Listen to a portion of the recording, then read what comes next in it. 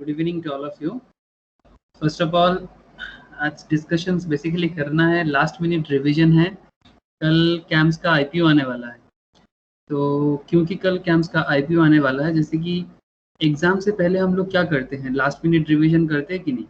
तो एग्ज़ाम से पहले जैसे लास्ट मिनट रिविजन्स बहुत हेल्प करता है एग्ज़ाम में परफॉर्म करने के लिए। इन दिस सिमिलर पैटर्न में अगर जैसे कि आईपीओ आ रहा है कैम्स का, काफ़ी पॉपुलर है, आप लोगों ने काफ़ी सारा डिटेल्स ऑलरेडी डील कर चुके हैं, बहुत सारा मैटर आप लोग ऑलरेडी जान भी चुके हैं, टीवी न्यूज़ डिफरेंट एडवाइजर से भी बहुत सारा मैटर आप लोगों ने जाना है। बट फिर भी एक लास्ट मिनट रिविजन्स, क्योंकि आप लोगों ने कभी जैसे पढ़ाई के टाइम पे होता है ना, टीचर के पास तो काफ़ी सारा चीज़ पढ़ चुके हैं, बट खुद से कुछ पढ़ना तो चाहिए।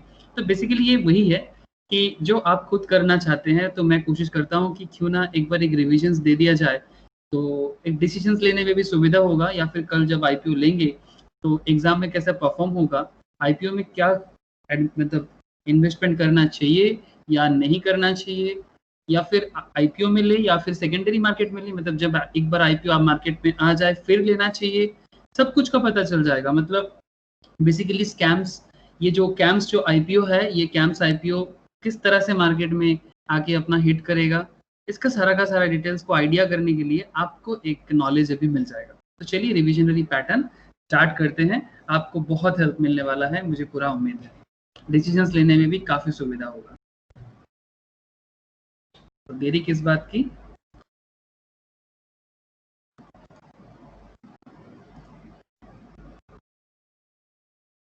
तो सबसे पहले एक बार देखिए, स्क्रीन में आप देख सकते हैं लास्ट मिनट रिविजन्स है, तो मेनली क्या क्या पॉइंट डील करना है। Points to deal with, first point overview and history of CAMS. किसी भी कंपनी के बारे में जानने से पहले, मतलब उसके ऊपर इन्वेस्ट करने से पहले, this is my personal opinion, आपको उसके बारे में जानना चाहिए। अगर आप बिना जाने किसी के ऊपर भरोसा करोगे तो मुश्किल हो सकता है, बाद में कुछ दिक्कत आ सकता है, तो क्यों ना उस दिक्कत को हटा दिया जाए। तो मुझे लगता है कि एक बार इन्वेस्ट करने से पहले, ऐसा नहीं कि मार्केट में कोई आ रहा है तो उसमें पैसा लगा दो, पैसा बढ़ जाएगा, फिर लोग बोलते हैं कि मार्केट जुआ है, एवरीथिंग। मार्केट में obviously there is little bit of speculation is there, but main thing is the knowledge. अगर आपको किसी के बारे में नॉलेज है ना, तो फिर आप स्पेकुलेशंस को भी ना मतलब कंट्रोल कर सकते हैं।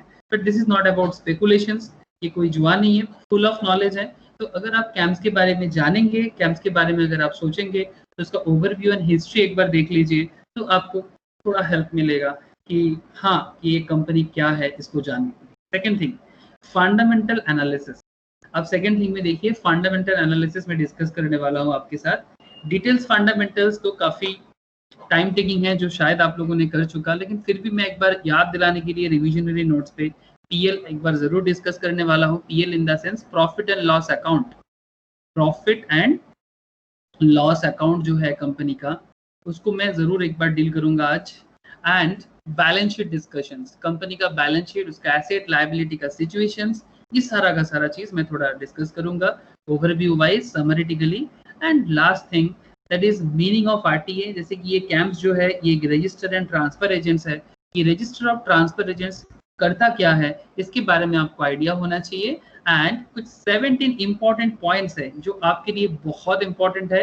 कैप्सूल के जैसा लेके रात को सो जाइएगा, ठीक है, फिर सुबह उठ के देखिएगा सब कुछ एकदम नॉर्मल लग रहा है, कैम्प्स के बारे में डिसीजंस लेने में आपको काफी हेल्प होगा। तो 17 important points about camps before investing your valuable money.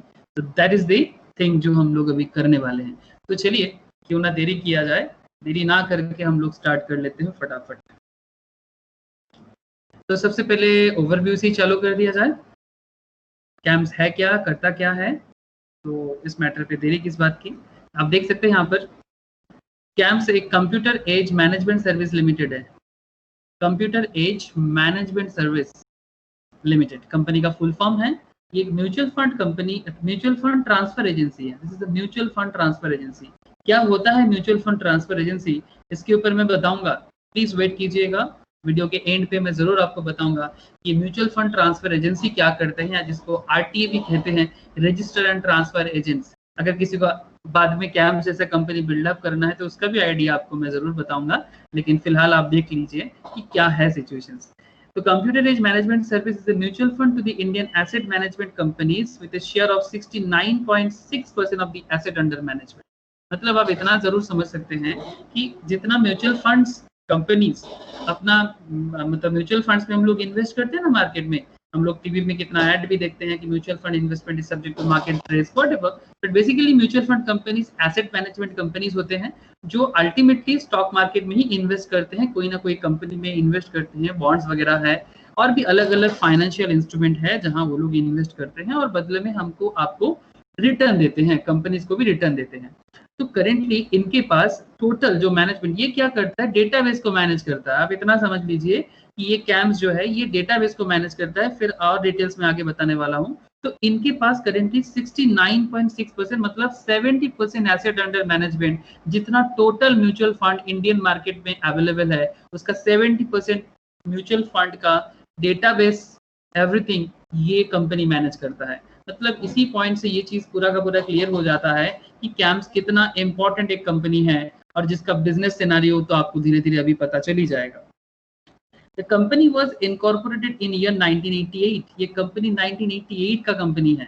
Camps is co-owned by, ये इससे भी आपको पता चलेगा कि कंपनी का ओनर कौन है। ये NSE इन्वेस्टमेंट लिमिटेड, मतलब आप समझ सकते हैं कि national stock exchange and Bombay stock exchange जो है उसी का जो नेशनल स्टॉक एक्सचेंज है उसी ग्रुप का national stock exchange investment limited का ओनरशिप है इसमें। HDFC बैंक का ओनरशिप है इसमें। HDFC bank financial service conglomerate, आपको पता है HDFC बैंक, इसका मुझे और कुछ बताने का जरूरत नहीं है। वर्बर्ग पिंकस LLC ये एक लिमिटेड लायबिलिटी कॉर्पोरेशन है। वर्बर्ग पिंकस ये बेसिकली एक leading global private equity firm है जो न्यूयॉर्क बेस्ड कंपनी है, जो बेसिकली इक्विटी फर्म मतलब जो big and large amount of money दुनिया भर में वैल्यूएबल कंपनीज पे इन्वेस्ट करते हैं। तो इससे भी एक चीज बहुत जोर का आइडिया लग जाता है कि कैम्स कितना इंपॉर्टेंट कंपनी है। ठीक है, इसमें इतना बड़ा इक्विटी फर्म इन्वेस्ट करके रखे हैं, इवन ओनिंग करके भी रखे हैं, ओनरशिप भी है इनका। Axis investment private limited the funding promoter headquartered in Chennai India. तो कंपनी चेन्नई का है, इसमें तो और क्या बताना है, आपको समझ में आ ही रहा है। तो कंपनी लिमिटेड कंपनी है, इंफॉर्मेशन टेक्नोलॉजी कंपनी है, इंडिया का है। MGR सलाई ननकम बक्कम ये चेन्नई का हेडक्वार्टर है इनका, चेन्नई में। एंड की पीपल जो इनका चीफ एग्जीक्यूटिव है अनुज कुमार, श्रीकांत तानीकेल्ला इनका चीफ ऑपरेटिंग ऑफिसर है। ठीक है, तो ये कुछ डेटा आपको जरूर पता होना चाहिए किसी के बारे में अगर जानना है। सबसे इंपॉर्टेंट चीज इनका प्रोडक्ट एरिया क्या है। इनका प्रोडक्ट एरिया देखिए क्या क्या करता है, इसका क्या प्रोडक्ट और सर्विस है। सर्विस टू म्यूचुअल फंड जो इसका सबसे इंपॉर्टेंट है, 70% तो वहीं से उनका काम होता है। इवन इंडिया का 70% म्यूचुअल फंड ये अपने कंप्यूटर मैनेजमेंट सर्विस में डेटा को मेंटेन करता है। हमें आपको जब भी चाहिए होता है म्यूचुअल फंड कंपनीज को, बेसिकली म्यूचुअल फंड कंपनीज पे हम लोग म्यूचुअल फंड में पैसा डालते हैं, लेकिन हमारा सारा का सारा डेटा, अकाउंट्स का maintenance, computer wise everything ERP system के थ्रू से, जैसे टैली होता है ना ERP सिस्टम, वैसे ERP मतलब एंटरप्राइज रिसोर्स प्लानिंग, टैली जैसा जो मतलब सॉफ्टवेयर है, सॉफ्टवेयर के थ्रू से सारा का सारा म्यूचुअल फंड्स कंपनीज का डेटा ये बहुत इजीली मेंटेन करता है।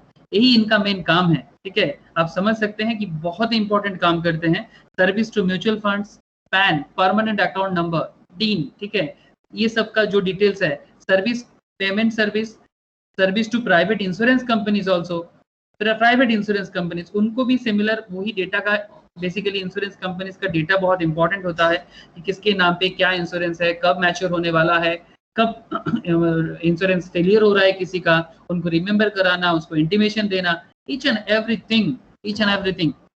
इन्वेस्टमेंट फंड, बैंक्स, NBFC मतलब नॉन बैंकिंग फाइनेंशियल कंपनीज जो होते हैं, मतलब जो बैंक नहीं है, नॉन बैंकिंग है, like Muthoot finance, you all no about this things, may be Cholamandalam Finance, there are lots of Aditya Birla Finance, these are the basically examples of NBFCs. National pension system में भी इनका काम है government के साथ। Camps insurance depository account aggregations, तो ये basically इनका प्रोडक्ट है। ये जितना सारा आप देख रहे हैं mutual fund companies, insurance companies, इनका डेटा को बेसिकली मैनेज करना और ट्रांसफर एजेंट का काम करना। ठीक है, आप यहाँ पर देख सकते हैं सर्विस ऑफर्ड में आप देखिए यहाँ पर service offered to mutual fund using ERP kind of IT platform, services for private equity and venture funds, services for banks and non-banking finance, NBFC account aggregation. आप समझ रहे हैं ना, यही इनका प्रोडक्ट है, यही इनका सर्विस है, ठीक है। आउटसोर्स भी करते हैं, marketing and distribution including branch operations, policy administration, ठीक है। आपको और मैं डिटेल्स बताता हूँ कि ये और क्या क्या करता है। अगर मैं इसका हिस्ट्री थोड़ा बता दूं आपको, कि जैसे कि हमें पता होना चाहिए ना, हम मेरा दादाजी कौन है, मेरा परदादा कौन है, जरूरी है, ठीक है। ये देश कहाँ से आया है, जिस तरह से कंट्री का हिस्ट्री जरूरी होता है, तभी तो हिस्ट्री पढ़ा जाता है। अगर हमें अपना रिच हिस्ट्री के बारे में नहीं पता होगा तो हम अपने आप को आज समझेंगे क्या, है ना। वही तो होता है फैमिली स्टेटस। तो उसी तरह से जैसे फैमिली स्टेटस डिपेंड करता है फैमिली हिस्ट्री के ऊपर डिपेंड करके, उसी तरह कंपनी का भी स्टेटस डिपेंड करता है उसके हिस्ट्री पे। आप समझ रहे हैं ना। तो हिस्ट्री क्या है, CAMS was founded in early 1980 by V Shankar as a startup. एक स्टार्टअप कंपनी था 1988 का, in the area of software development and computer education. This was a promising venture run for a period of 3-4 years in the early 90s. Details बता रहा हूँ आपको थोड़ा सा। It was the one of the establishment in Chennai similar to NIIT in the educational domain. आपने नाम सुना होगा NIIT का। तो इसी तरह का एक कंपनी एजुकेशनल बैकग्राउंड में कंप्यूटर एज्ड एजुकेशनल टेक्नोलॉजी में 1988 के टाइम पे आया था। बट इन्होंने अपना बिजनेस का एरिया में थोड़ा चेंजेस लाया। ड्यूरिंग Y2K मतलब समय के साथ अपने आप को जिधर उनको लगा कि इसमें एक्सपर्टाइज हो सकते हैं तो उधर अपने आप को एक्सपर्टाइज किया।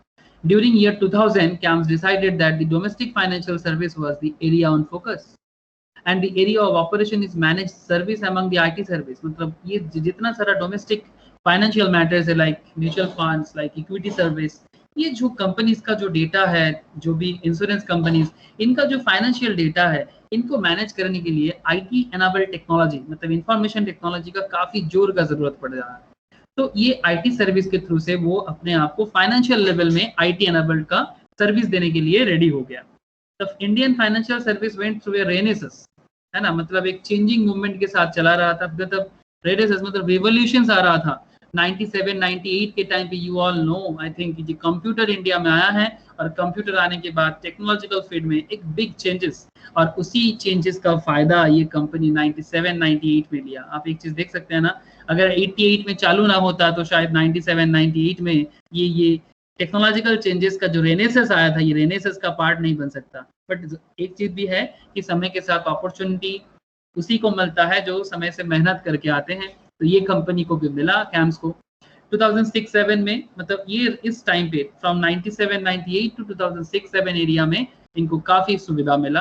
With changes in the regulations, product, supporting infrastructure, financial business always early adopters started taking advantage of technology and networking to facilitate their business, and CAMS pivoted into what are now known as platform-based service to the Indian financial industry. Basically, Indian financial industry को platform provide करता है। In 2000, the HDFC Group, अब देखिए यहीं से आपको पता चल जाएगा कंपनी का क्या सिचुएशन है। इन्वेस्टमेंट करने से पहले कंपनी का हिस्ट्री या स्टेटस यहीं से पता चलता है। In 2000, the HDFC Group invested into CAMS 2000 में किया।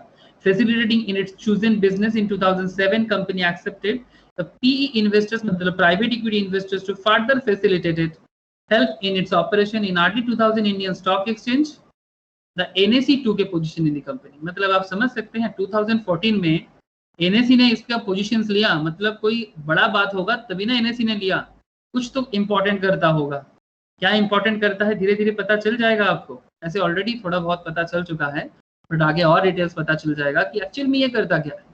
Cam started with a team of 20 person, इन्होंने स्टार्ट किया था 20 जन के साथ, 20 जन का ह्यूमन रिसोर्स के साथ स्टार्ट किया था transfer agency operation during the early 90s।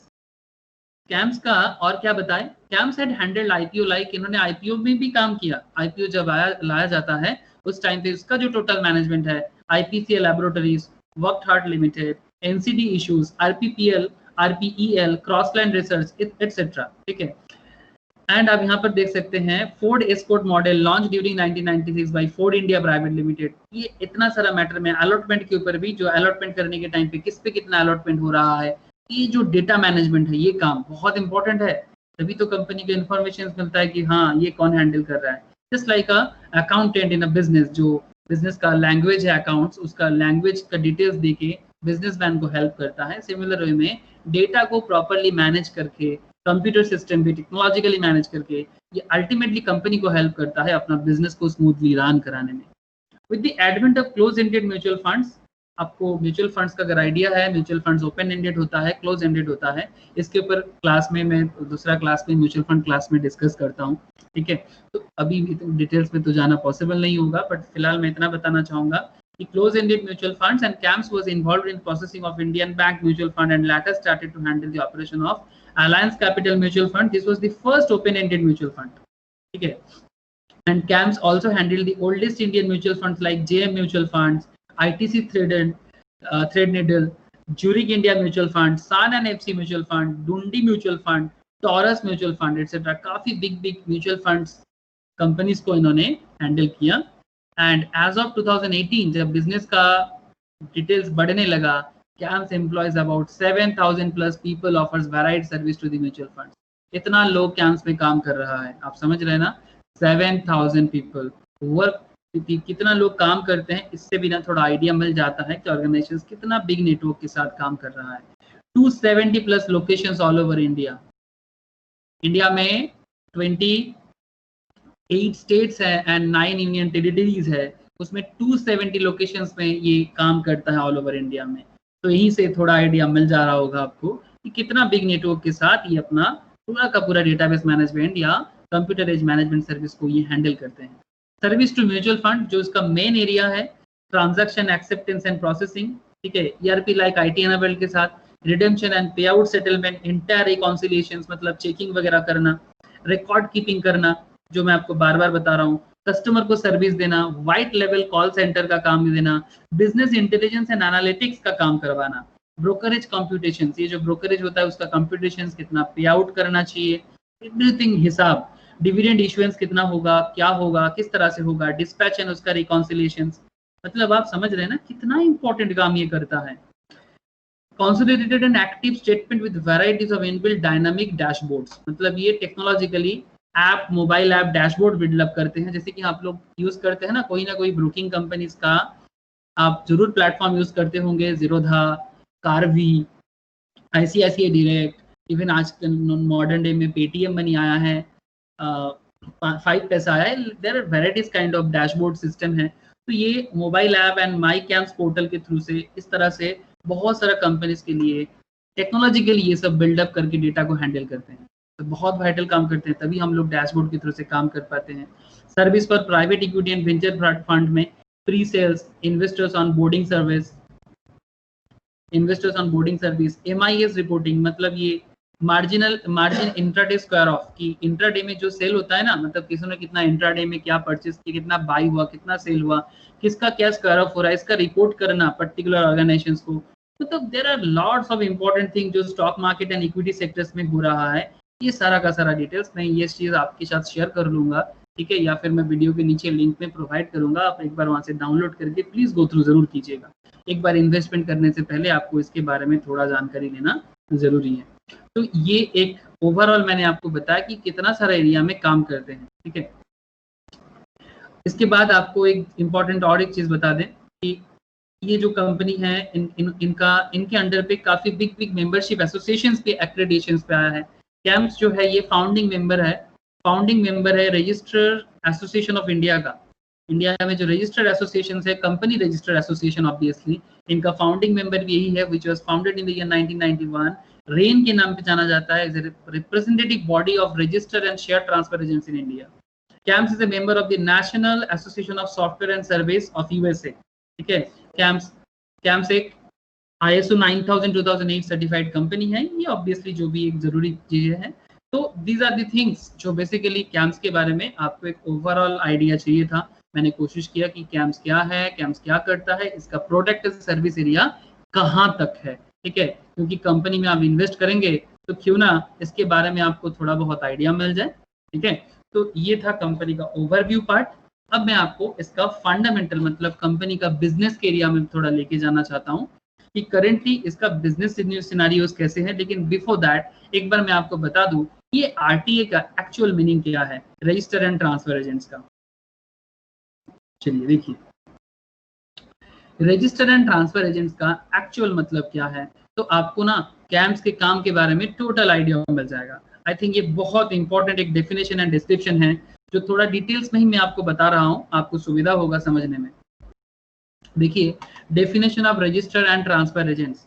Register और transfer agents are the trust और इंस्टीट्यूशन, ये एक ट्रस्ट है या इंस्टीट्यूशन है that register and maintain detail records of the transactions of investors. मतलब हम लोग जो भी ट्रांजैक्शंस करते हैं थ्रू म्यूचुअल फंड्स, ठीक है, for the convenience of the mutual fund house. मतलब जितना सारा म्यूचुअल फंड कंपनीज है, जैसे कि Parag Parikh, DSP BlackRock, Reliance mutual fund, Birla Mutual Fund. There are lots of mutual fund companies, ICICI, SBI, HDFC. There are lots of mutual fund house in India. तो ये mutual fund houses के through से हम लोग जैसे अलग अलग mutual fund में इन्वेस्ट करते हैं ना, तो जब भी हम इन्वेस्ट करते हैं इन पे ट्रांजैक्शंस होता है, तो ये हम इन्वेस्टर के तौर से इन्वेस्ट करते हैं म्यूचुअल फंड हाउस पे। लेकिन म्यूचुअल फंड कंपनी इतना सारा डेटा अकेला मैनेज नहीं कर पाता, तो इसका टोटल रजिस्ट्रेशन, ट्रांसफर का डिटेल्स, इंस्टीट्यूशनल काम बेसिकली ये रजिस्टर एंड ट्रांसफर एजेंट्स को करना होता है। एक आइडिया ले लीजिए आप। इन्वेस्टर ट्रांजैक्शंस लाइक आप बाय कर सकते हैं, आप एक्सचेंज कर सकते हैं, मतलब कुछ भी एक्सचेंज होता है मतलब फंड्स में या शेयर्स में, mails, related information, changes in your personal data, ठीक है, एक्सेट्रा। ये सब चीजें बहुत फ्रीक्वेंटली होता है। आपका फोन नंबर चेंज हो जाता है, आपका आप किसी के नाम पे चेंजेस करना चाहते हो, and have to be recorded. Registered and transfer agents have skilled, इनके पास क्या skilled होता है, expertise for maintenance of such data on the professional basis.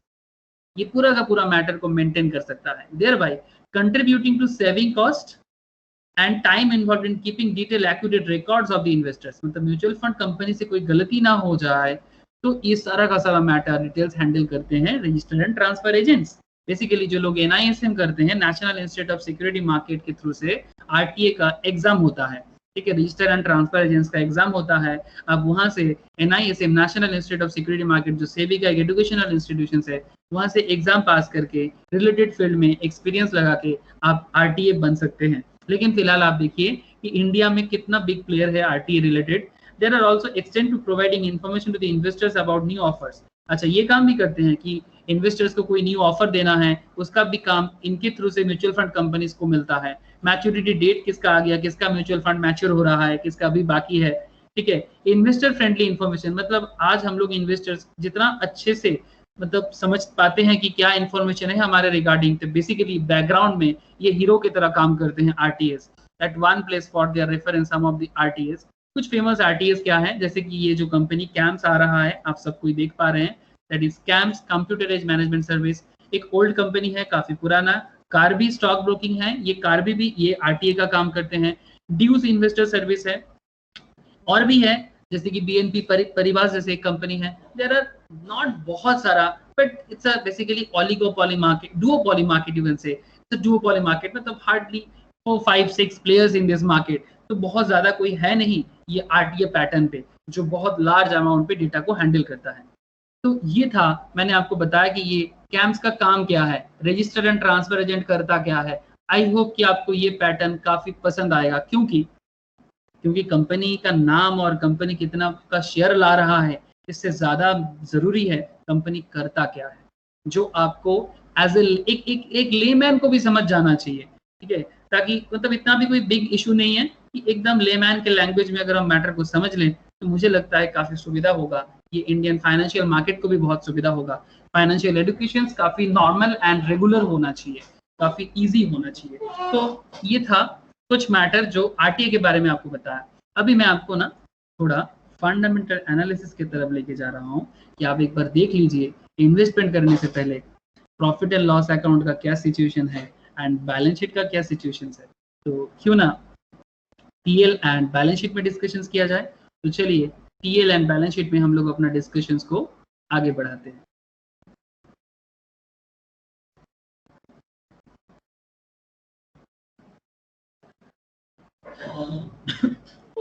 ये जो PL का डिटेल्स मैं आपको बताने वाला हूँ, ये भी आप लोगों को रीड करना चाहिए। किसी भी कंपनी का स्टॉक पर लेने से पहले सिर्फ टीवी या newspaper is not enough. Investor education बहुत इंपॉर्टेंट है, मतलब आपको नॉलेजेबल होना ही पड़ेगा। किसी के बातों के भरोसे पे आप मत कीजिए, आप सीखिए। तो ये क्यों मैं सीखने के लिए बता रहा हूँ जानते हैं, इसलिए सीखने के लिए बता रहा हूँ। ये सब रीड करना, चाहे आप कॉमर्स बैकग्राउंड से हैं या फाइनेंस बैकग्राउंड से ना भी हो सकते हैं, लेकिन आप इन्वेस्टमेंट करना आपके हक में है और क्यों ना करें, क्योंकि सीरियसली इंडियन स्टॉक मार्केट काफी अच्छा डेवलपमेंट में है और इंडिया का फ्यूचर काफी, चाहे कोरोना कितना भी हमें ले ले, लेकिन ये Indian stock market seriously Indian का बिजनेस प्रॉस्पेक्टिव बहुत अच्छा है। तो बेसिकली ये कैम्स का क्या है जानते हैं? ये कैम्स का official draft red herring prospectus है। ये क्या होता है ड्राफ्ट रेट हियरिंग प्रॉस्पेक्टस? अगर मैं एकदम सिंप्लीफाई करूं आपको, ये draft red herring prospectus basically college में एडमिशन लेने से पहले जैसे प्रॉस्पेक्टस देख के स्टूडेंट्स या गार्जियन को पता चलता है ना कि ये कंपनी, ये कॉलेज अच्छा है, यहाँ कौन सा टीचर है, क्या कोर्स कराया जाता है, कॉलेज का कोर्स फीस कितना है, यहाँ पढ़ने के बाद मेरा जो बच्चा है, मतलब बेटा बेटी है, इनको कुछ अच्छा नॉलेज मिलेगा, कुछ अच्छा जॉब प्लेसमेंट मिलेगा कि नहीं मिलेगा। एग्जैक्टली किसी कंपनी में इन्वेस्ट करने से पहले उसका भी प्रॉस्पेक्टस होता है, जिसको ऑफिशियली एज पर SEBI language financially draft red herring prospectus कहते हैं। ठीक है, ये प्रॉस्पेक्टस जनवरी 8, 2020 के आसपास में रजिस्टर ऑफ कंपनीज के पास फाइल किया गया था थ्रू कैम्स। ठीक है, ये कैम्स को ही बनाना पड़ता है जो सेबी के पास पहुंचते हैं। यहीं पर लिखा होता है कि कितने का स्टॉक है, ठीक है, कितना अमाउंट का स्टॉक है। यहीं से देख के कोई भी बता सकता है कि कंपनी का क्या सिनारियो है। तो बेसिकली ये ड्राफ्ट रेट हियरिंग प्रॉस्पेक्टस है, इसमें पूरा लिखा हुआ है कि कितना स्टॉक है। ये देखिए यहाँ पर 1,21,64,400 इक्विटी शेयर्स आने वाला है। तो ये सारा का सारा डिटेल्स यहीं पर लिखा होता है। तो basically draft red herring prospectus read करना मैं आपको जरूर कभी ना कभी सिखाऊंगा, but currently it's a big thing. आप देख सकते हैं ड्राफ्ट रेट हियरिंग प्रॉस्पेक्टस बहुत बड़ा है, ये करीब 300-400 पेज का है। ठीक है, तो फिलहाल हमें यहाँ से क्या लेना है, यहाँ पर आपको कंपनी के बारे में बहुत सारा डिटेल्स पता चल सकता है।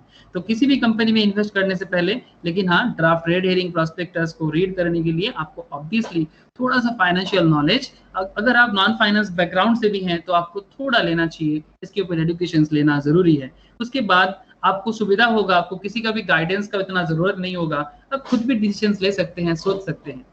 लेकिन फिलहाल मैं आपको दिखाने वाला हूं, यहाँ पर आप इमेज से देख सकते हैं कि कौन कौन बिग इन्वेस्टमेंट बैंकर, इनका दूसरा नाम है ऑफिस, मतलब एज पर सेबी रूल इसको BRLM भी कहते हैं, बुक रनिंग लीड मैनेजर। मतलब कौन सा कंपनीज बेसिकली इनका जो मार्केट से जो शेयर इनको चाहिए, ये शेयर कौन देने वाले हैं, मतलब शेयर उठा के देने वाला है। इनको एज पर अकाउंटिंग टर्म कहा जाता है अंडर राइटर्स। ठीक है, इतना सारा मतलब डिटेल्स जरूरी नहीं है, मैं बस इतना कहना चाहूंगा कि ये कंपनी क्या करेगा। ये Kotak investment banking, HDFC bank, ICICI securities, Nomura, ठीक है, ये लोग कौन है? ये बुक रनिंग लीड मैनेजर है या इन्वेस्टमेंट बैंकर है। इनका काम सिर्फ इतना है कि जो भी शेयर्स इनको मार्केट से उठाना है, जितना मनी इनको मार्केट से रेज करना है, ये मनी रेज करके देना इनका काम है। बदले में ये क्या लेता है? ऑब्वियसली FT कमीशन लेता है, इनको कमीशन मिलेगा। ठीक है, ये किस तरह से मार्चेंट बैंकर काम करते हैं, इन्वेस्टमेंट बैंकर काम करते हैं, ये एक दूसरा क्लास में आपको मैं जरूर बताने वाला हूं। बट करेंटली मैं आपको ये फोकस करना चाहता हूं कि ये लोग बेसिकली ये कैम्स का total amount of money raise करने के लिए रिस्पॉन्सिबिलिटीज लिया है। ठीक है, इनका शेयर मार्केट में इशू कराना है, इनका शेयर्स को पेड अप करवाना है और बदले में अपना कमीशन लेना है। अगर ऑब्वियसली बहुत अच्छा होगा, जैसे ओवर सब्सक्रिप्शन होने वाला है, मे भी मुझे लग रहा है कि ओवर सब्सक्रिप्शन होने वाला है। और ये लिंक्ड इन टाइम क्या है, कौन है? ये बेसिकली कंपनी का रजिस्ट्रार है, जो बेसिकली ये पूरा का पूरा रजिस्ट्रेशन प्रोसेस जो आ रहा है, ये सेकेंडरी मार्केट में लिस्टेड होने वाला है, IPO लेके आ रहा है। तो ये total registration process link in time India private limited, इनके साइट में भी आप जाएंगे तो आपको आपके कैंप्स के बारे में सारा का सारा डिटेल्स मिल जाएगा। ठीक है, लेकिन फिलहाल मैं आपको दिस थिंग्स नहीं, मैं आपको बताने वाला हूं कि इसका PL बैलेंस शीट फंडामेंटल आप एक बार देखिए कि इसका एसेट का हालत क्या है, इसका बैलेंस शीट का हालत क्या है, कंपनी का लोन वगैरह कुछ है कि नहीं। ठीक है, चलिए ना थोड़ा देख लेते हैं फटाफट इसका क्या करंट सिचुएशन है।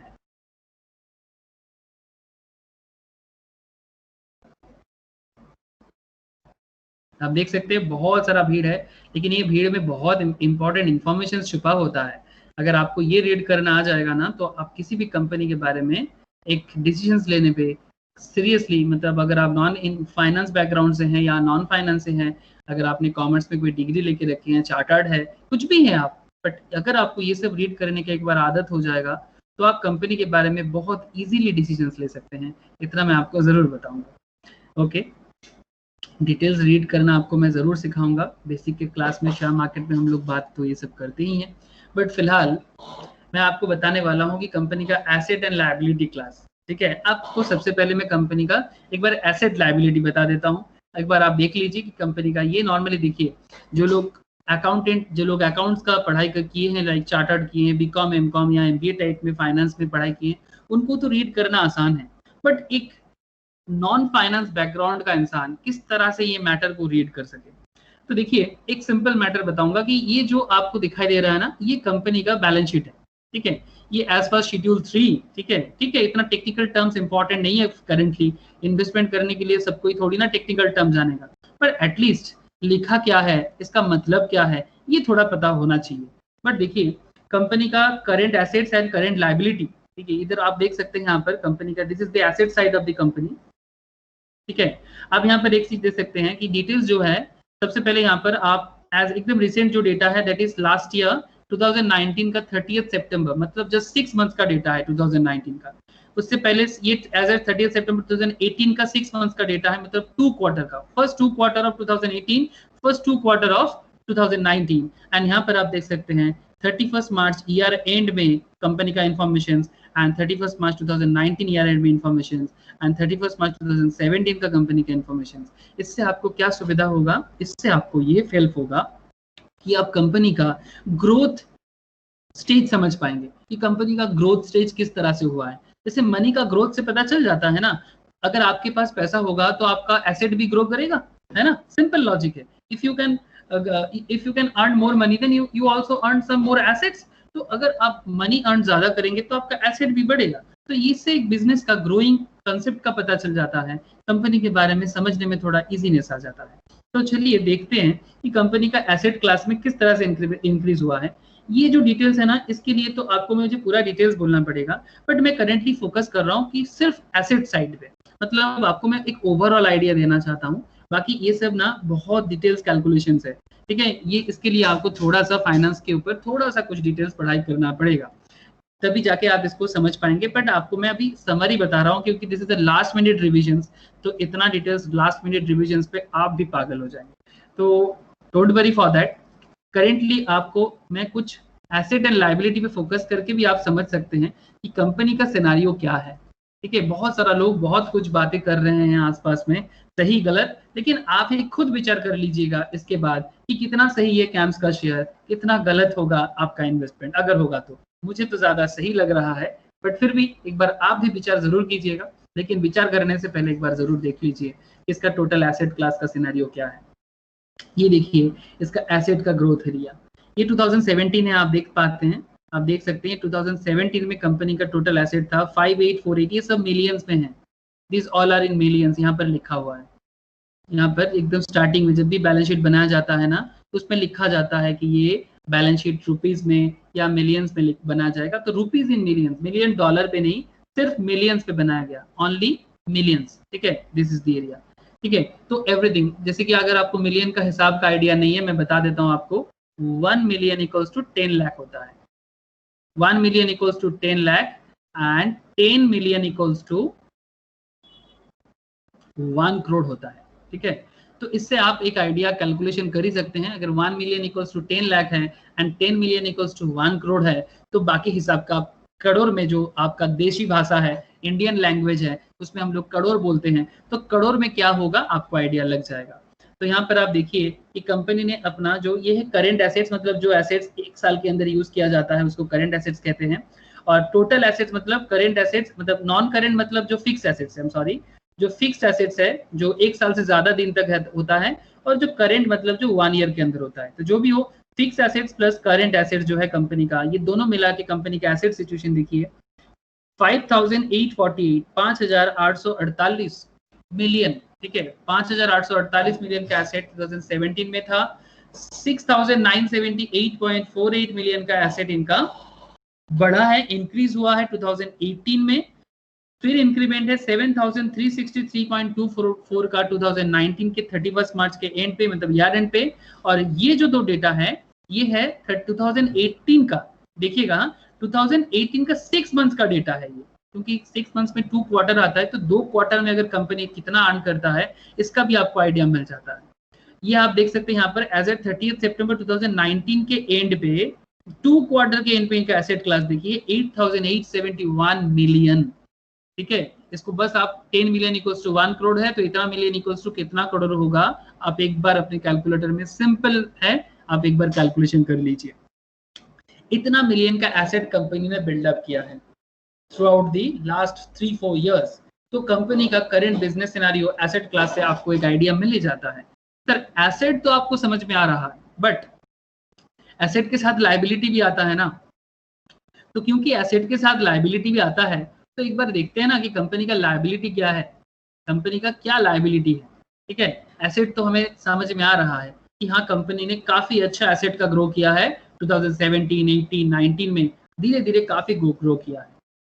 अच्छा, लायबिलिटी में एक चीज क्या होता है, इक्विटी एंड लायबिलिटी कहा जाता है। इक्विटी का मतलब होता है कंपनी का जो कैपिटल है, मतलब कंपनी में जो लोग शेयर होल्ड करते हैं ना, जो करेंटली जैसे कि एनएससी इन्वेस्टमेंट, वर्बर्ग, ये जो कंपनी इन्वेस्ट करके रखते हैं यही इनका इक्विटी है। तो शेयर होल्डर को कहा जाता है इक्विटी, और इक्विटी होल्डर जब भी इन्वेस्ट करते हैं ना, तो वो कंपनी का कैपिटल है और वो कंपनी को ना अपने इक्विटी होल्डर को वापस करना पड़ता है, इसलिए इक्विटी एंड लायबिलिटीज को एक साथ लिखा जाता है।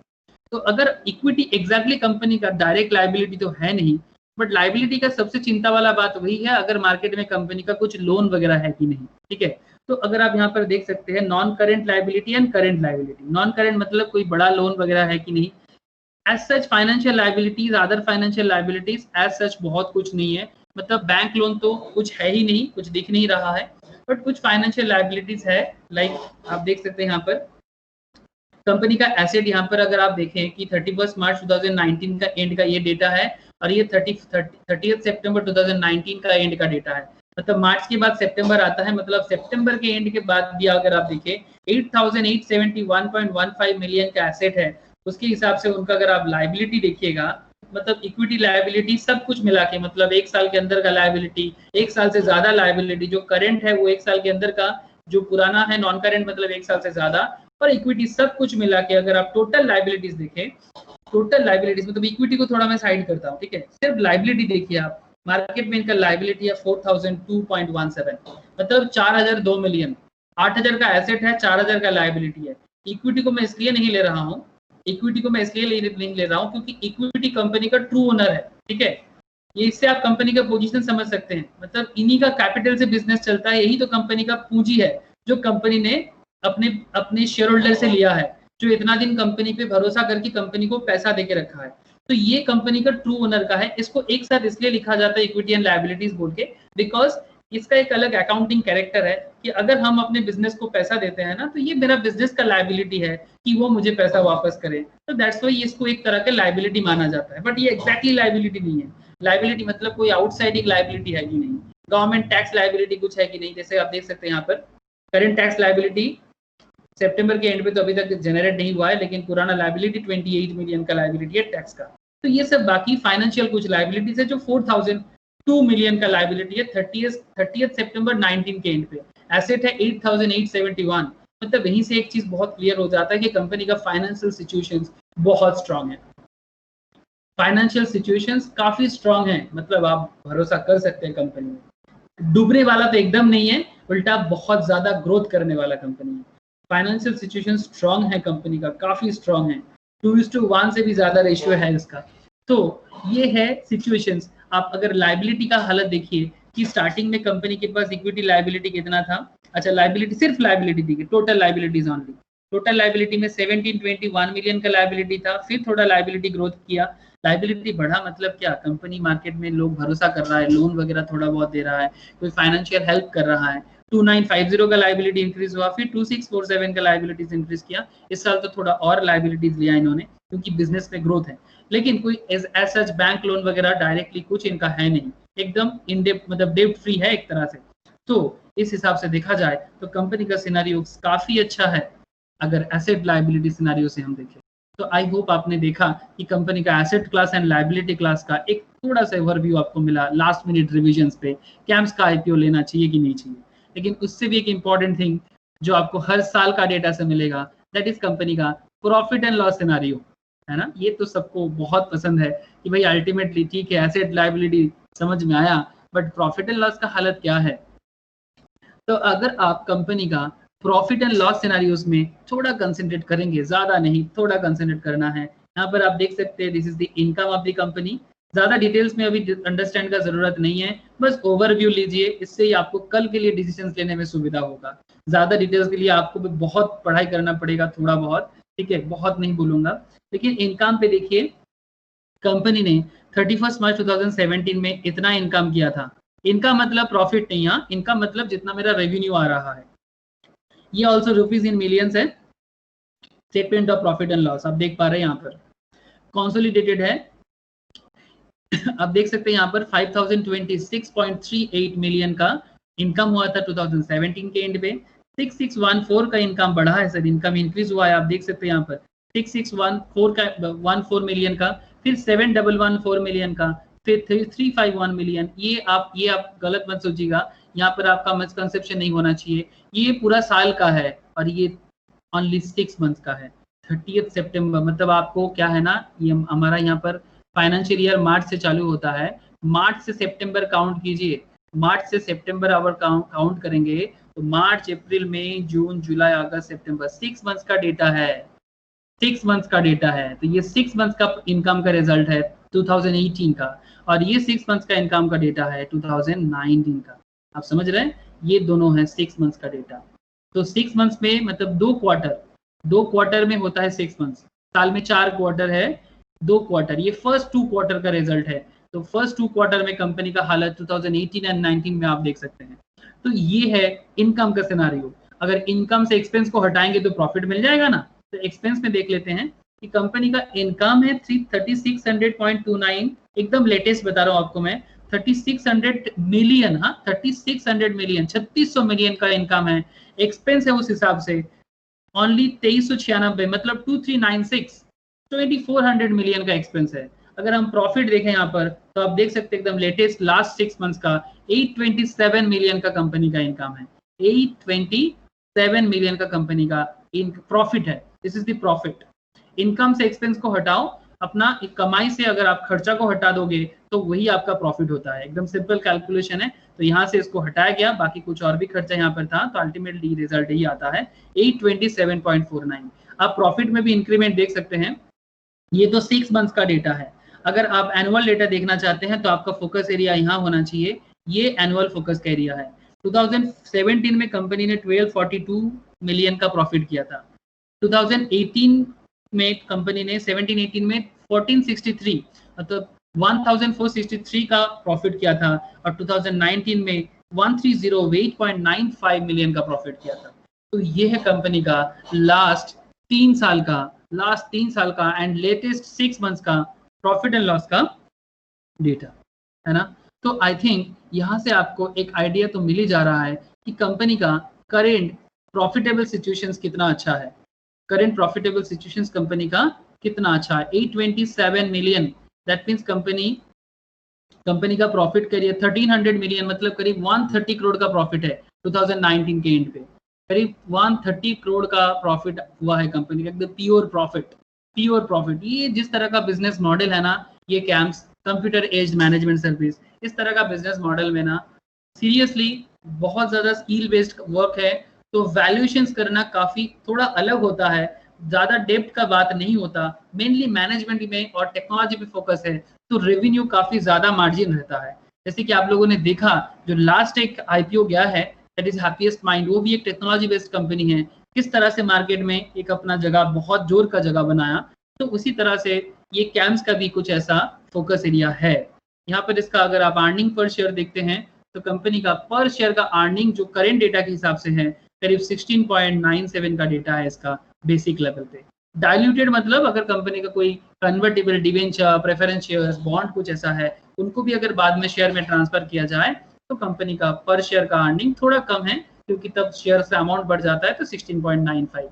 तो अर्निंग पर शेयर भी कंपनी का काफी अच्छा है। और किस तरह से डे बाय डे आप देख सकते हैं, 17 में 25.32 अर्निंग पर शेयर था, फिर 29 हुआ, फिर 26.75 थोड़ा सा हिला है, पर फिर भी काफी हाई अर्निंग पर शेयर है, मतलब पर शेयर का अर्निंग कंपनी का काफी हाई है। तो ये एक एरिया है जहां से आप बहुत इजीली डिसाइड कर सकते हैं कि कंपनी का क्या करंट फाइनेंशियल कंडीशन है। ये एकदम एक फंडामेंटल का मैं आपको समरी बताया, it's a pure fundamental summary कि कंपनी के बारे में आपको एक फंडामेंटल लेवल में आइडिया हो जाना चाहिए। लास्ट 3-4 इयर्स का ट्रेंड के साथ आपको मिल गया, ट्रेंड एनालिसिस के साथ। तो आई होप आप इसको बहुत अच्छे से यूज करेंगे अपना कल वाला डिसीजंस लेने के लिए।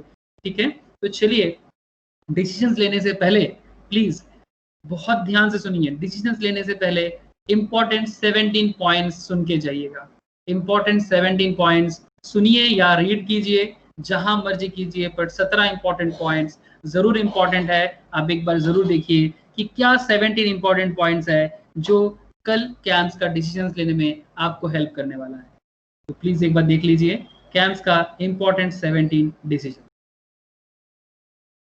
ओके, एकदम बहुत इंपॉर्टेंट, मतलब आज का कंक्लूसिव पार्ट आप मान सकते हैं 17 पॉइंट जो आपको डिसीजंस लेने में बहुत जोर का हेल्प करेगा। ठीक है, और मुझे लगता है आप जरूर इसका फायदा लेंगे आपका डिसीजंस लेने में। आपका डिसीजंस क्या होगा, मेरा डिसीजंस क्या होगा, वो तो एंड में जरूर पता चलेगा, बट बिफोर दैट एग्जाम में क्या क्वेश्चन आएगा अब तो कल पता चलेगा। आप क्या रिजल्ट लेते हो, किस तरह से एग्जाम देते हो, but before that last minute revision में 17 point. CAMS IPO to open on Monday, कल आ रहा है, कल है मंडे, मतलब टुमारो है। और मैंने भी सोचा कि क्यों ना लास्ट मिनट रिविजन किया जाए, तो टुमारो मंडे आ रहा है। All you need to know about this issue after the success of Happiest Mind and Route Mobile, the rupees 2242 crore CAMS IPO is all set to hit Dalal Street next week. The anchor allotment for the issue whose price band has been fixed 1229 to 1230. CAMS का बात कर रहा हूँ क्योंकि ये Happiest Mind and Route Mobile के बाद काफी अच्छा स्टॉक आने वाला है, will take place on Friday, जो अल्टीमेटली मार्केट में आने वाला है फ्राइडे को। तो क्या क्या टॉप मैटर है जो आपको IPO में जाने से पहले अंडरस्टैंड हो जाना चाहिए। When will CAMS IPO open? सबसे इंपॉर्टेंट चीज कब आने वाला है, दैट इज कल, टुमारो। ठीक है, कल आने वाला है। अभी रात को 9 साढ़े 9 बज रहा है, ज्यादा टाइम नहीं है। एक बार सुबह उठ के गो थ्रू कर लीजिए, सोने से पहले गो थ्रू कर लीजिए, बट गो थ्रू जरूर कर लीजिएगा। Camps IPO will open for subscription on Monday, September 21 open हो रहा है और ये खुला रहेगा वेडनेसडे सितंबर 23 तक। ठीक है, पहला इंपॉर्टेंट। दूसरा इंपॉर्टेंट पार्ट, दूसरा question, that is the second question, की क्वेश्चंस का second part, what is the price band, क्या बैंड पे कैम्स IPO आ रहा है। कैम्स आ रहा है 1229 लोअर बैंड है, 1230 अपर बैंड है। ठीक है, नॉर्मली मैक्सिमम लोग अपर बैंड में इशू करते हैं, बट ये एग्जैक्ट मैटर नहीं करता, बट फिर भी आपको पता चल गया बैंड क्या है। इस पर्टिकुलर में जो दाम पे ज्यादा बिडिंग होगा वही दाम मार्केट में अल्टीमेटली सिलेक्टेड होगा। बिडिंग करने के बाद बाकी चीज आपको पता चल जाएगा। What is the lot size, कितना लेना चाहिए आपको IPO अगर लेना है तो। Investors can subscribe to the initial public offer में, जो भी आपका रजिस्टर्ड ब्रोकर है आप उनके थ्रू से ले सकते हैं। ठीक है, उनको बताएंगे तो वही आपको हेल्प करेगा लेने के लिए। IPO अगर आप लेना है तो आपको बेटिंग करना होगा लॉट ऑफ 12 शेयर्स और in the multiple thereof, minimum 12 आपको लेना है, मिनिमम 12 शेयर्स आपको परचेज करना है, मिनिमम 12, एक लॉट में 12 शेयर्स। लॉट साइज में होता है IPO, आपको बता दूं मैं, हमेशा हमेशा जब भी IPO आता है ऑलवेज लॉट में आता है, एक लॉट में 12 शेयर है। अब इसके बाद नेक्स्ट टाइम फिर से लेंगे तो फिर से 12, अगेन 12 शेयर्स आपको लेना होगा। मैक्सिमम रिटेल इन्वेस्टर्स, मतलब हम आप जैसे इंडिविजुअल्स कितना ले सकते हैं, मैक्स टू मैक्स 13 स्लॉट्स ले सकते हैं। Thus the minimum investment required at the upper end of the price band is, आपको मिनिमम अगर आप 1230 करके लेते हैं, 1230 इंटू 12 करके मिनिमम अगर आप लेंगे तो 14760,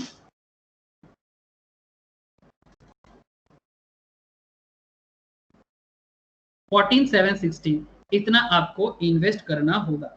ठीक है, 14760 इतना आपको मिनिमम एक लॉट के लिए इन्वेस्ट करना होगा। अभी आप एक लॉट या मोर देन वन लॉट, जितना आपको पसंद है आप ले सकते हैं, max to max 13 lots individuals के लिए। ओके, ये एक फंडामेंटल एरिया था, बहुत ही इंपॉर्टेंट एरिया था इन्वेस्टमेंट के लिए, तो ये ध्यान में रखिएगा। Next point number 4 what is the issue size, कितने का शेयर्स मार्केट से उठाना चाहते हैं, कितना शेयर्स उठाना चाहते हैं। एनएससी का investment would be selling, NSC इनका इन्वेस्टमेंट होल्डर है, आपको पता है एनएससी इन्वेस्टमेंट इसका ओनर है, मतलब करंट कैम्स का ओनर में से one of the big owner है ये। इसका जो सेलिंग होगा तो करीब 1,82,46,600 शेयर्स सेल करना चाहते हैं। सेल करेगा मतलब अगर एनएससी इन्वेस्टमेंट सेल करेगा तो कोई ना कोई बाय करेगा, जैसे कि हम आप जैसे लोग बाय करना चाहते हैं एग्जैक्टली, ठीक है। थ्रू इशू फॉलोइंग February 4, फरवरी के 4 तारीख में, जनवरी के 4 मतलब जनवरी में ये दिया था, इसका जो फंडामेंटल दिया था मतलब आपका आरएचडीपी दिया था। 4 तारीख में सेबी ने डायरेक्शन दिया एनएससी को कि भाई तुम यहाँ से कंप्लीटली एग्जिट कर लो। कैंप से कंप्लीटली एग्जिट करने के लिए एनएससी को बताया गया सेबी की तरफ से। सेबी ने एनएससी को डायरेक्टली बताया कि आप यहाँ से निकल जाओ, कंप्लीटली एग्जिट कर जाओ, तो बदले में इतना शेयर्स तो उसको एग्जिट में सेल करना पड़ रहा है। ओके, तो ये उनका इशू साइज है, आप समझ पा रहे हैं इशू साइज कहाँ से हो रहा है। ऐसे ही नहीं होता, अगर बाई कोई करेगा तो किसी ना किसी को सेल करना पड़ेगा। इसमें और डिटेल्स आपको दूसरा क्लास में पता चलेगा, but this is the exactly thing जो करेंटली आपको जरूरी है। अच्छा, क्या कोई कोटा रिजर्व है, मतलब किसी और को भी शेयर्स मिलने वाला है, जैसे कि होता है ना quota, you all know what is quota in India. तो एग्जैक्टली यहाँ पर भी थोड़ा कोटा सिस्टम चलता है। तो कोटा फॉर रिटेल इन्वेस्टर्स मैंने आपको बताया 35% ऑफ द नेट ऑफर का 35%, and QIB that is qualified institutional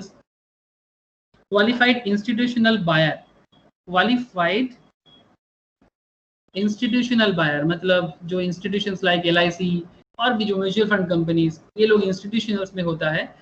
institutional buyer जो है इंश्योरेंस कंपनीज वगैरह, म्यूचुअल फंड कंपनीज वगैरह, क्वालिफाइड इंस्टीट्यूशनल बायर के कोटा में 50% है, and NII that means non institutional investors, इनके कोटा में है 15% टोटल IPO का, ठीक है। तो ये कोटा सिस्टम इसके लिए मैनेज करके रखा जा रहा है। Another important thing, point number 6, is there any employee quota? Yes, there is employee quota. जो लोग ऑलरेडी काम करते हैं कंपनी में उनके लिए रिजर्वेशंस है, क्योंकि उनको ना ये इसको ESOP बोलते हैं, एम्प्लॉय स्टॉक ऑप्शंस प्लान, क्योंकि अगर वो इतना दिन से मेहनत कर रहा है कंपनी के लिए, अगर आज कंपनी इतना दूर आया है, स्टॉक मार्केट में लिस्टेड होने जा रहा है, फ्रॉम 1988 से जर्नी चल रहा है, 20% से चालू हुआ था आपको याद होगा, और आज कंपनी के पास 7,000 प्लस 7,000 प्लस ह्यूमन रिसोर्स है, जो लोग कंपनी में काम करते हैं, एम्प्लॉय है कंपनी का। तो आज अगर कैम्स कहीं तक पहुंचा है तो उनका पूरा का पूरा क्रेडिट एम्प्लॉय को ही जाता है, बहुत बहुत सारा क्रेडिट। तो क्यों नहीं, क्योंकि उनके लिए थोड़ा रिजर्व बनता है, तो उनके लिए 1,82,500 शेयर्स रिजर्व कोटा में हैं। आप समझ रहे हैं ना? तो ये सब डिटेल्स भी आपको पता हो जाना चाहिए भी, हम जहाँ इन्वेस्ट करने जा रहे हैं वहां पर मेरे साथ साथ और कौन कौन खड़ा रहेगा। When will CAMS IPO anchor details be disclosed? The details of CAMS IPO will be out on Friday, September 18.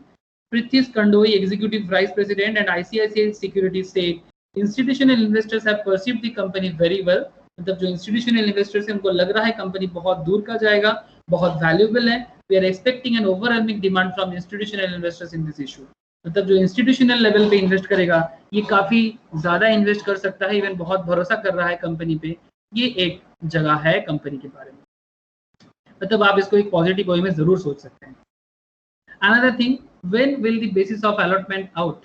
Allotment कब होने वाला है? मतलब आपको एप्लीकेशंस तो मिल गया है, अब कल आप परचेस करेंगे तो एप्लीकेशंस बेसिकली आप अप्लाई करोगे तो एप्लीकेशंस है, इसके बाद होगा अलॉटमेंट। कल होगा एप्लीकेशन, फिर होगा allotment. The finalisation of the basis of allotment is likely by September 28 Monday, and the initialization of refund is likely by, अगर over subscription होगा तो refund वगैरह होगा by September 29, and meanwhile credit of shares in the demat account is likely by September 30। जिनको नहीं मिलेगा यहाँ पर थोड़ा लक ट्राई भी होता है, क्योंकि बहुत सारा लोग अप्लाई करते हैं, सबको हमेशा मिलता नहीं है, बट आपको जरूर मिलेगा, मुझे पूरा भरोसा है। तो अगर आप इसके ऊपर लिए जाते हैं तो, लेकिन कोई बात नहीं, अगर किसी को प्राइमरी में नहीं मिलता, मतलब IPO में नहीं मिलता, तो there is a secondary market is also there, ठीक है। तो आप भरोसा मत छूटिएगा, क्योंकि बहुत सारा है, बहुत तरह का चांसेस मिलता है। जैसे SBI IPO के केस में हुआ था, जो लोग तो कोविड के स्टार्टिंग में लिया था तो बाद में काफी लो हुआ था, अभी आप देख सकते हैं SBI कार्ड किस तरह से ग्रो कर रहा है, तो कभी कभी कुछ चीज हेल्प भी कर जाता है, तो कोई बात नहीं। When will CAMS IPO anchors, ये समझ में, when will the basis of allotment, तो अल्टीमेटली 30 सितंबर के अंदर पूरा का पूरा डीमैट अकाउंट में हिट करेगा। On what date the CAMS IPO listation date होगा अक्टूबर 1 को, बिकॉज अक्टूबर 2 में तो गांधी जी का जन्मदिन है, तो पब्लिक हॉलीडे है, you all know this. Who are the listed peers of CAMS, ये एक बहुत वाइटल पॉइंट है कि अल्टीमेटली इसका पीयर्स कौन है, कि कोई लिस्टेड पीयर्स है क्या कि जो ऑलरेडी कैम्स को कॉम्पीट करेगा मार्केट में? करेंटली कोई नहीं है। That is the important role, बहुत वाइटल पॉइंट है। इस पॉइंट पे आप प्लीज 3-4 बार सोचिएगा कि इसका कोई कॉम्पिटिटर नहीं है करेंटली मार्केट में, स्टॉक मार्केट में लिस्टेड जो है। CAMS has no competitor currently, कोई पीयर नहीं है, नो लिस्टेड पीयर। मतलब स्टॉक मार्केट में एनएसई एंड बीएसई में ऐसा काम करने वाले कोई नहीं है, नो लिस्टेड पीयर। आप समझ सकते हैं ना, no listed peer. In the AMC business it can be compared with, हाँ लेकिन एसेट मैनेजमेंट की बिजनेस पे कुछ कंपनीज है लाइक सुंदरम बीएनपी, कार भी मैंने आपको बताया, ड्यूज था उधर, मैंने उधर पहले आपको बताया, ठीक है। तो basically the letter handed 22 mutual fund houses with the total asset under management 7.30 lakh crore as of July 2020।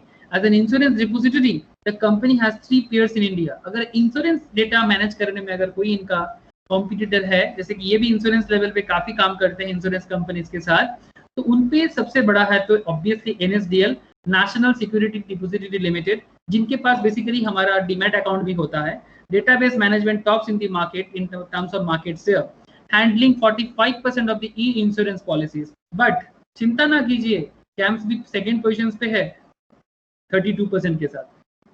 तो इंश्योरेंस के फील्ड में भी ये काफी हाई है, और म्यूचुअल फंड में तो ये टॉप पोजीशंस पे है, ठीक है। कार्बी भी है, लेकिन कार्बी से ज्यादा अच्छा कैम्स है करेंटली। मतलब जिस तरह से कैम्स का परफॉर्मेंस लेवल और सेबी के साथ, एनएसई के साथ जिस तरह से इनका बिजनेस सिनेरियो चला है।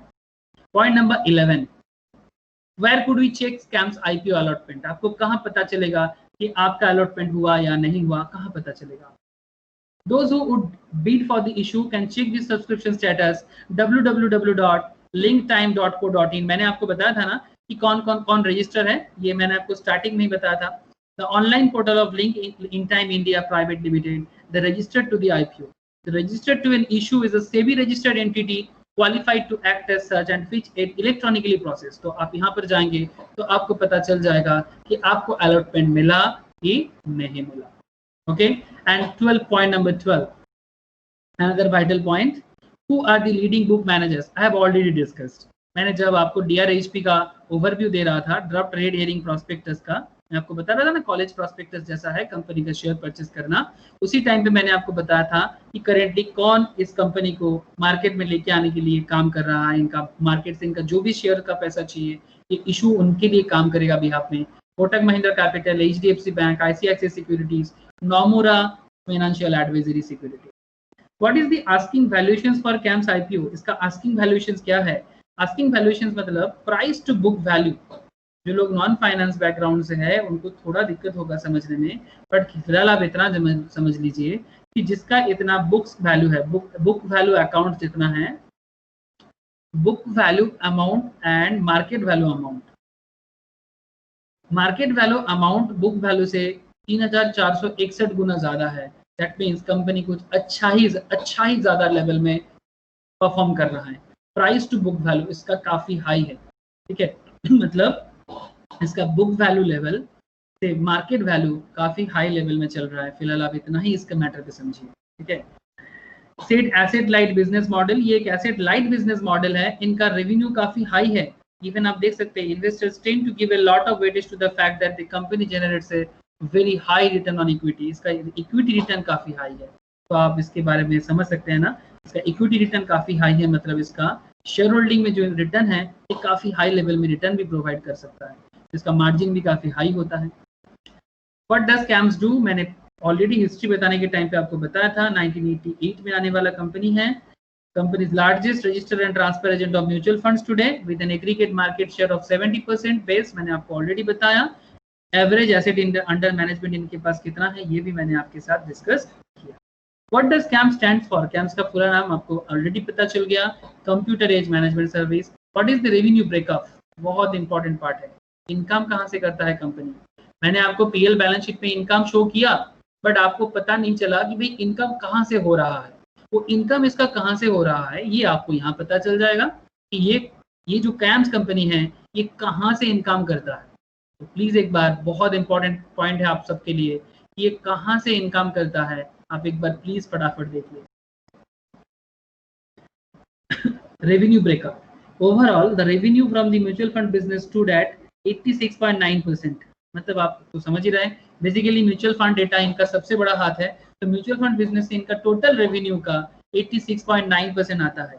Financial year 20, while non mutual fund business से आता है 13.1%, जैसे इंश्योरेंस वगैरह है, डीमैट वगैरह है, आपको मैंने स्टार्टिंग में बताया था, पैन है, टीन नंबर, बहुत सारा डेटा, इवन एनआई सेबी का डेटा मेंटेन करने वाला बहुत सारा डेटा करते हैं। AIF मतलब आपका ऑल्टरनेटिव इन्वेस्टमेंट बिजनेस कुछ है इनका, यहाँ से भी इनका थोड़ा बहुत आ जाता है। कुमार मतलब इनका जो CEO है, आपने देखा था। Data processing activity accounted for 79% of the companies revenue. तो अल्टीमेटली कंपनी का 79% कंपनी का रेवेन्यू आता है डेटा प्रोसेसिंग एक्टिविटी से। तो आप समझ रहे हैं ना, ये एक डेटा प्रोसेसिंग कंपनी है। रिवाइज कर रहे हैं आप कंपनी में इन्वेस्ट करने से पहले, तो आपको आई होप एग्जाम बहुत अच्छा जाएगा। इससे अच्छा एग्जाम प्रिपरेशन और क्या हो सकता है। This is my personal opinion. अगर आप दिल से सोच रहे हैं, दिल से पढ़ाई कर रहे हैं, दिल से रीड कर रहे हैं मैटर को, तो कल आपका IPO इशू, मतलब आप IPO सब्सक्रिप्शन बहुत जोर का झटका देने वाला है। एंड दिस सबसे इम्पोर्टेंट क्वेश्चन कि क्या कंपनी में इन्वेस्ट करना चाहिए, should you invest in camps IPO। Analyst जो लोग हैं, जैसे मैंने भी एनालिस्ट किया, मेरा भी एनालिसिस हुआ, तो सारा का सारा एनालिसिस आपने भी किया मेरे साथ साथ, ठीक है, मेरे साथ साथ आपने किया। आई होप कि आप मेरे से और बेहतर करके सोच सकते हो। Analyst are largely positive on the issue with a long term view. अगर आप लॉन्ग टर्म लेवल में जाना चाहते हैं तो ये बहुत अच्छा स्टॉक है। मतलब एकदम IPO लिस्टिंग डेट में ये कितना अच्छा परफॉर्म करेगा, ये may be subject to market risk. थोड़ा बहुत ज़्यादा चांसेस है कि लिस्टेड डेट पे 25.6 टाइम्स एक्सपेक्टेड किया जा रहा है, ठीक है, बट अल्टीमेटली कितना होगा ये तो समय बताएगा। बट अगर आप इस स्टॉक को long term point of view से सोचते हो, ये बहुत अच्छा स्टॉक है। एकदम मैं आपको SBI कार्ड के केस में बताया था, इवन हैप्पीएस्ट माइंड के केस में भी मैंने बताया था, तो एग्जैक्टली सिमिलर वे का है ये, एग्जैक्टली सिमिलर वे का है। Long term point of view में काफी वैल्यूएबल कंपनी, काफी valuable. while there is no listed peers of CAMS given the sustainable profit growth, क्योंकि इसका कोई करेंटली कोई peers नहीं है, कोई इसका जोड़ीदार नहीं है जिसको compete करने वाला है मार्केट में, तो high ROE, return on equity काफी हाई है इसका, रिटर्न ऑन एम्प्लॉयड कैपिटल में काफी अच्छा रिटर्न देने वाला है, फ्री कैश फ्लो है, बहुत ज्यादा कैश फ्लो है इसका, strong free cash flow generations, the brokerage find the valuation reasonable, some broking said IPO valuation is little stretch। किसी किसी का मानना है, अगर एक ही नेगेटिविटी है, किसी किसी का मानना है स्टॉक प्राइस जो है वो थोड़ा, मतलब जो रिसेंट जो वैल्यूएशन हुआ है वो थोड़ा हाई है, किसी किसी का मानना है, सबका नहीं। तो इसका मतलब अगर हम प्रॉस भी देख लिया, कॉन्स भी देख लिया, बट प्रॉस थोड़ा ज़्यादा वेटेज लेके है, काफ़ी ज़्यादा प्रॉस है इसका, कॉन्स थोड़ा कम है, मतलब इसका पॉजिटिव साइड बहुत ज़्यादा है, नेगेटिव साइड थोड़ा कम ही है। तो यही मेरा भी डिसीजन होगा, इसका नेगेटिव साइड थोड़ा मुझे लो ही दिखा, बट अदरवाइज ये गो फॉर IPO है। मतलब आप ज़रूर इसके लिए हाँ कर सकते हो, आपको मतलब यू शुड गो लॉन्ग, ठीक है, आप इसके लिए लंबा सोच सकते हो, long term point of view के साथ 2-3-4 साल के लिए आप आराम से इस कंपनी के साथ रह सकते हो, आपको काफ़ी अच्छा बेनिफिट मिलेगा, ये मेरा पर्सनल मानना है। तो ये था आपको एक ओवरऑल 1 आवर रिविजन, क्योंकि 1 घंटा तो मुझे लगता है कि किसी भी स्टॉक में इन्वेस्ट करने से पहले, उसका IPO लेने से पहले एटलीस्ट 1 आवर आपको एजुकेशन में तो इन्वेस्ट करना ही चाहिए। तो बेसिकली मैं यही कह रहा हूँ कि अगर आप कल 1 लाख 1 करोड़ जो भी आप इन्वेस्ट करना चाहते हो, आप ज़रूर इन्वेस्ट कीजिए, बट सबसे पहले ये 1 आवर का क्लास एक बार प्लीज़ शुरू से लेके एंड तक ज़रूर देखिए, क्योंकि कहीं ना कहीं आपको सुविधा होगा डिसीजन लेने पे कि अल्टीमेटली ये स्टॉक कितना आपके लिए काम करने वाले हैं, ये IPO कितना अच्छा हो सकता है। तो अल्टीमेटली विचार आपको करना है, मैंने आपका विचार दिया, आप मतलब खुद का विचार दिया, बाकी एनालिस्ट ने मार्केट में, टीवी में, न्यूज़पेपर्स में अपना विचार दिया, मैंने भी एज ए टीचर मेरा अपना पर्सनल ओपिनियन आपको शेयर किया, ठीक है। बाकी आप अपने से सोचिए और कल का डिसीजन जरूर मुझे शेयर कीजिएगा। हम लोग का जो स्टॉक मार्केट ग्रुप है केसी स्क्वायर का, तो स्टॉक मार्केट ग्रुप में आपने क्या डिसीजन लिया प्लीज मुझे जरूर शेयर कीजिएगा, ठीक है। मैं भी अपना डिसीजन जरूर बताऊंगा आप सबको, ठीक है। तो अल्टीमेटली ये था camps related overall last minute revisions for the tomorrow's investment decisions. Thank you. Thank you to all of you for stay with us, for learning with us.